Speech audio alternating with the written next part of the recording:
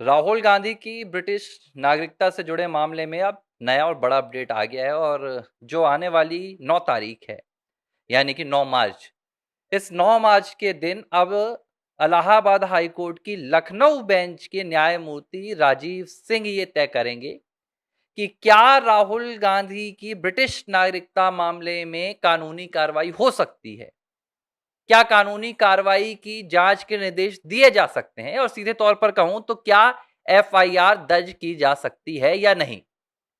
क्योंकि इससे पहले ये पूरा मामला एमपी एमएलए कोर्ट में चल रहा था लखनऊ की। हालांकि पहले तो ये मामला गया था आपके रायबरेली में, लेकिन रायबरेली में जो कांग्रेसी वकीलों का इकोसिस्टम था उसने याचिकाकर्ता विघ्नेश शिशिर के ऊपर हमले की कोशिश की, पूरी तरह से दबाव बनाने की कोशिश की। और विघ्नेश शिशिर को समझ में आ रहा था कि देखो रायबरेली तो गढ़ है, यहां पर पूरा कांग्रेसी इकोसिस्टम हावी है, तो न्यायपालिका में भी उसका असर दिख रहा था। अब वो अलग बात है कि जस्टिस सूर्यकांत को नजर नहीं आया, क्योंकि सूर्यकांत साहब तो कहते हैं कि न्यायपालिका में ना भ्रष्टाचार है ना कोई दबाव है। लेकिन याचिकाकर्ता विघ्नेश शिशिर की मांग पर यह पूरा मामला रायबरेली की एमपी एमएलए कोर्ट से सीधे ट्रांसफर किया गया था लखनऊ की एमपी एमएलए कोर्ट, क्योंकि राजधानी है और उन्हें उम्मीद थी कि भाई राजधानी में तो कांग्रेसी सिक्का नहीं चलेगा। दिसंबर में करीब 17-16 दिसंबर को ये पूरे मामले की सुनवाई शुरू हुई थी और 28 जनवरी के दिन फैसला आया था। जबरदस्त बहस हुई थी, सारे सबूत दिखाए गए राहुल गांधी को जो ब्रिटिश नागरिक साबित करते हैं, सारे वीडियो एविडेंस दिए गए, पेन ड्राइव दिए गया, सीडी दी गई।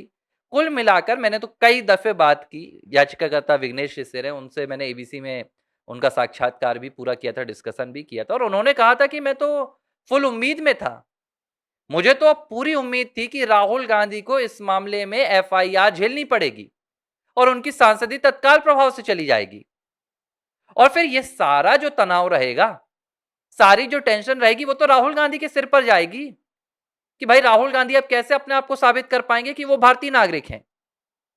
तमाम सबूत दिए। उन्होंने कहा यूके गवर्नमेंट का जो नागरिकता वाला रजिस्टर होता है जिसमें देश के तमाम नागरिकों की सूची होती है, वहां पर राहुल गांधी का नाम है। किस नाम से? राहुल विंची नाम से। और राहुल विंची जो कैम्ब्रिज यूनिवर्सिटी है यूके की, वहां भी दर्ज है। जब राहुल गांधी पढ़ने गए थे तो यहां से बताया गया कि राहुल गांधी वहां राहुल विंची के नाम से पढ़ रहे हैं। अब ये दोनों सबूत पर्याप्त नहीं लगे आलोक वर्मा साहब को। तीसरा जो सबूत दिया गया वो तो बैंक अकाउंट का दिया गया कि भाई बार्कले बैंक में ये देखो राहुल गांधी के नाम पर अकाउंट है, ट्रांजैक्शंस हो रहे हैं। जज साहब ने उसको भी कंसीडर नहीं किया। वीडियो एविडेंस दिए गए, चलो आप डॉक्यूमेंट्स को नहीं मान रहे हैं, ब्रिटेन के डॉक्यूमेंट है, आपको वीडियो एविडेंस दिखाए गए कि राहुल गांधी दुनिया के दूसरे देशों में जाते हैं तो जो अपना पासपोर्ट दिखाते हैं वो पासपोर्ट वो अलग अलग दिखाते हैं, वो भारतीय पासपोर्ट नहीं होता है। तब भी फर्क नहीं पड़ा जज साहब को। और फिर लगा कि कोई तो ऐसी बात होगी जो फैसले में लिखी जाएगी कि हाँ ये आप गवाह ले आइए या ये आप सबूत ले आइए या आप ये दस्तावेज ले आइए, ये पर्याप्त नहीं है। झटका कब लगा था विघ्नेश शिशिर को? विघ्नेश शिशिर को झटका तब लगा था जब पूरे फैसले में ऐसी किसी बात का जिक्र ही नहीं हुआ कि ये राहुल गांधी के मामले में सबूत पर्याप्त नहीं है या ये दस्तावेज पर्याप्त नहीं है या इसकी गवाही चाहिए या इसके सिग्नेचर या इसकी मुहर चाहिए, बल्कि जज साहब तो कह गए कि भाई आप मामला जो लेकर आए हो ये गैर कानूनी है। भारत की संसद में 22 साल से एक ब्रिटिश नागरिक सांसद बनकर बैठा है, ये आरोप लगे, ये पूरा मामला था, ये कहां से गैर कानूनी मामला हो गया? और जो इस पूरे मामले में बर्डन ऑफ प्रूफ होता है नागरिकता में, वो याचिकाकर्ता के ऊपर नहीं होता, वो होता है जिसके खिलाफ आरोप लगाए गए हों। ये राहुल गांधी को सिद्ध करना था कि वो भारतीय नागरिक हैं, लेकिन जज साहब ने कह दिया पहली बात कि आप गैर कानूनी यहां पर प्रोसीडिंग कर रहे हैं, दूसरी बात जज साहब ने कह दी कि मेरा यह अधिकार क्षेत्र नहीं है कि मैं किसी की नागरिकता तय करूं, और तीसरी बात उन्होंने कहा कि भाई अदालत का समय आप जाया ना करें। अब इस पूरे मामले में याचिकाकर्ता का कहना था कि हमने ये कहा ही नहीं जज साहब से, ये तो हम भी कह रहे हैं ना। उन्होंने कहा कि हम भी वकील, हमें भी पता है कि ये आपके अधिकार क्षेत्र में नहीं है कि आप किसी की नागरिकता तय करें। हमने तो बस इतना कहा कि राहुल गांधी धोखाधड़ी कर रहे हैं, हमने उसके लिए आपको सबूत दिए, अब आप इन सबूतों के आधार पर जांच का निर्देश दे दीजिए। एफआईआर के लिए आप आदेश कर दीजिए, क्योंकि पुलिस कर नहीं रही है, और फिर जो जांच होगी, जांच में सब कुछ सामने आ जाएगा। सवाल ये उठा कि अदालत जांच क्यों नहीं चाहती है? किसी बात का फैसला बिना जांच क्यों अदालत करवाना चाह रही है? विघ्नेश इसे समझ गए मामला कॉम्प्रोमाइज्ड है, और उन्होंने तत्काल विजिलेंस को कार्रवाई के लिए पत्र लिखा और इलाहाबाद हाईकोर्ट के चीफ जस्टिस को लिखा, और उन्होंने एक नई याचिका लगाई जिसमें उन्होंने अब इलाहाबाद हाईकोर्ट से मांग की थी कि आप इस पूरे मामले में एफआईआर का आदेश दीजिए निचली अदालत के फरमान को पलटकर। अब इसकी जो पिछली तारीख में सुनवाई हुई थी, लंच के पहले और लंच के बाद में सुनवाई हुई थी, और जज साहब ने ईडी के जो स्टैंडिंग काउंसिल होते हैं उनको भी समन भेजा था, क्योंकि इस मामले में वित्तीय हेरफेर भी आ रहा है। अब उम्मीद है कि अगर जज साहब ने, न्यायमूर्ति राजीव सिंह ने ईडी को समन भेजा है, तो कहीं ना कहीं उन्होंने मामले को समझा है, कहीं ना कहीं वो देख रहे हैं कि कुछ तो मामले में दम है। उन्होंने रिजेक्ट नहीं की याचिका, नहीं तो ये तो पहले बार में ही रिजेक्ट हो जाती कि मामले में दम नहीं है। यानी कि आने वाली 9 मार्च को इलाहाबाद हाईकोर्ट की लखनऊ पीठ के न्यायमूर्ति राजीव सिंह राहुल गांधी के लिए एक बहुत बड़ा संकट पैदा कर सकते हैं। एफआईआर का अगर निर्देश इसी सुनवाई में दिया गया तो जाहिर सी बात है राहुल गांधी के लिए बहुत बड़ा मुश्किल का समय आने वाला है, और अगर सुनवाई आगे बढ़ जाती है तो फिर ये देखने वाली बात होगी कि अब याचिकाकर्ता विघ्नेश शिशिर क्या नया दांव चलेंगे, क्योंकि पूरे मामले में याचिकाकर्ता विघ्नेश शिशिर अकेली लड़ाई लड़ रहे हैं।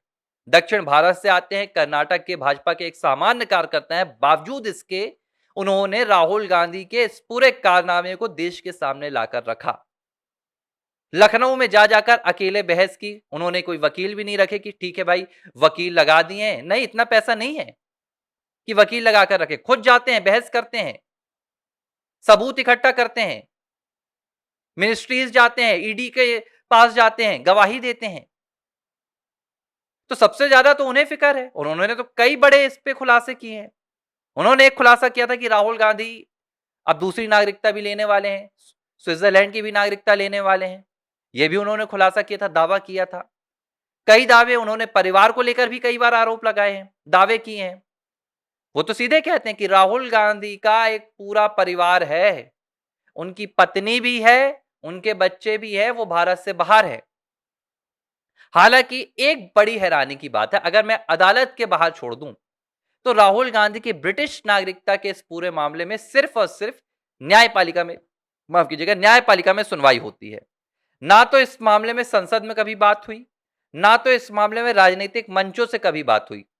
हालांकि राहुल के खिलाफ जब भी छोटा आरोप भी लगता है तो प्रधानमंत्री नरेंद्र मोदी से लेके भाजपा का हर कार्यकर्ता, हर नेता इस पर चर्चा करता है, सार्वजनिक मंच से बयान देता है। लेकिन जब भी बात राहुल की ब्रिटिश नागरिकता को लेकर आ रही है, अब चूंकि ये मामला अदालत में रहता है तो इसे राजनीतिक नहीं बनाना है। एक कारण ये हो सकता है कि भाई सीधे भाजपा नहीं चाहती कि इस मामले को राजनीतिक रंग दिया जाए और लीगल एस्पेक्ट पर ही इस मामले को न्यायालय में लड़ा जाए। तो एक कारण ये है कि शायद भाजपा के नेता इस पर बयान नहीं देते, और दूसरी वजह यह हो सकती है कि राहुल गांधी को मौका मिल जाता है, जब भी भाजपा उनके खिलाफ कोई बात बोलती है तो वो सीधे कह देते हैं कि ये मेरे खिलाफ, चूंकि मैं विपक्ष का लीडर हूं, चूंकि मैं विपक्ष में हूं, मैं मोदी सरकार के खिलाफ पूरा ये प्रोपेगेंडा लाता हूं, जाल बिछाता हूं, तो मुझे दबाने की कोशिश की जा रही है। तो ये दो कारण हो सकते हैं। और तीसरा जो जनता कहती है, जनता कई बार कहती है कि गांधी परिवार, राहुल गांधी